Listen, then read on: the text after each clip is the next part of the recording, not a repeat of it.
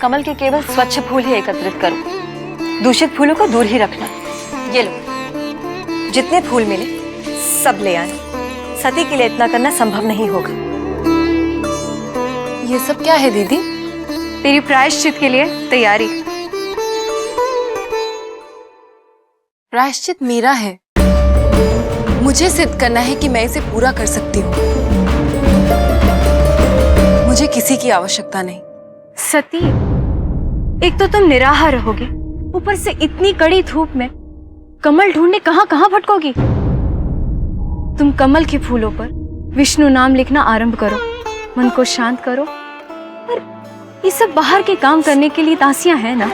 नहीं दीदी, कदापि नहीं। इस प्रायश्चित से संबंधित सारे कार्य मैं स्वयं करूंगी। फिर वही हट, कैसे करोगी प्रायश्चित पूरा? बताओ हमें।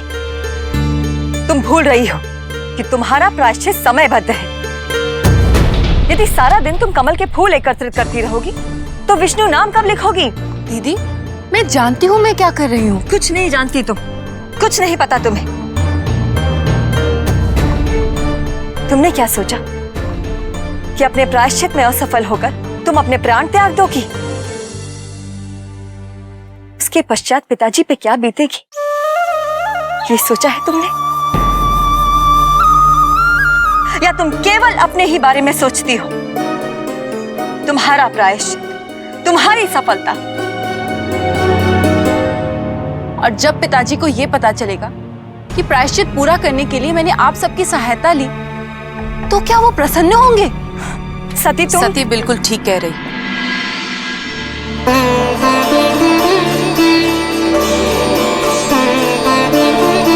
लेकिन माँ,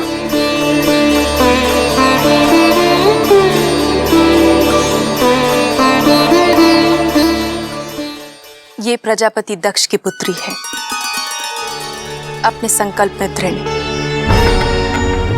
ये अपने पिता से इतना प्रेम करती है कि अपने प्रायश्चित को पूर्ण करने के लिए कुछ भी कर सकती है। पिताजी कैसे हैं? अपनी पुत्री को इतना कठोर दंड देकर वो केवल व्याकुल ही हो सकते हैं।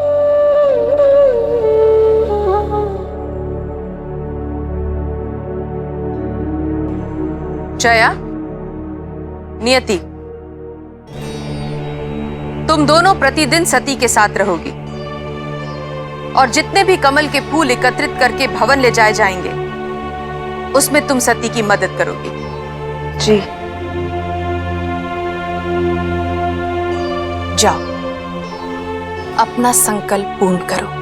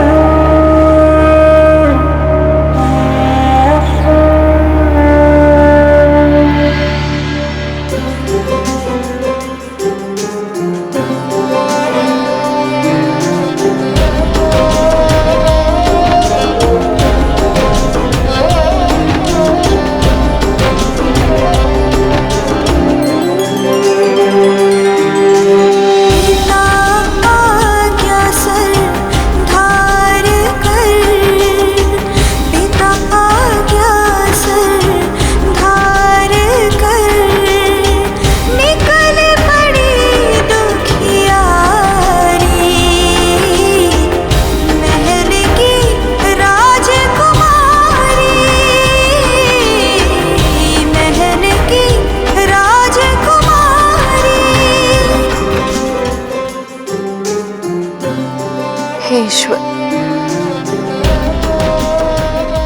मेरी सती पे अपनी कृपा दृष्टि बनाए रखना।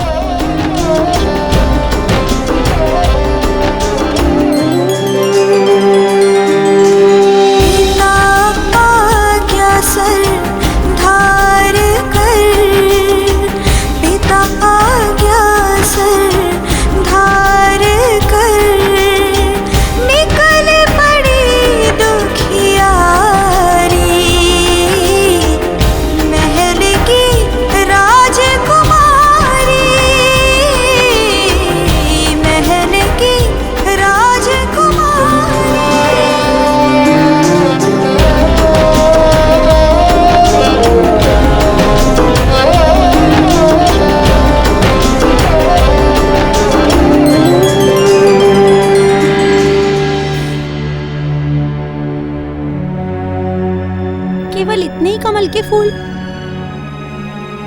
कोई बात नहीं, इन्हें तो एकत्रित कर ही लेते हैं।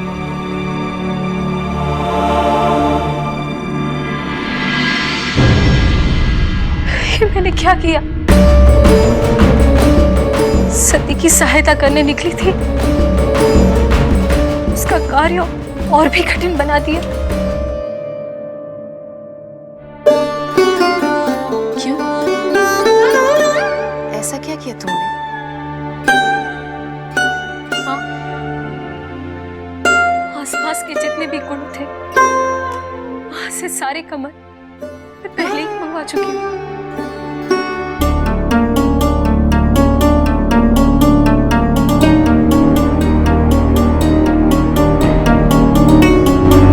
अब सती को कमल लाने न जाने कितनी दूर दूर तक भटकना पड़ेगा।